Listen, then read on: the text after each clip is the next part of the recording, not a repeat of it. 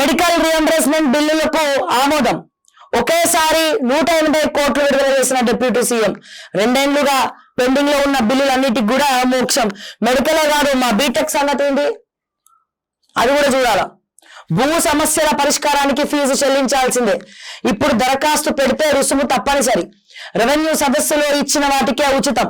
రైతులకు తేల్చి చెబుతున్న రెవెన్యూ అధికారులు. రాష్ట్ర వ్యాప్తంగా రెవెన్యూ సదస్సులు ముగిశాయి.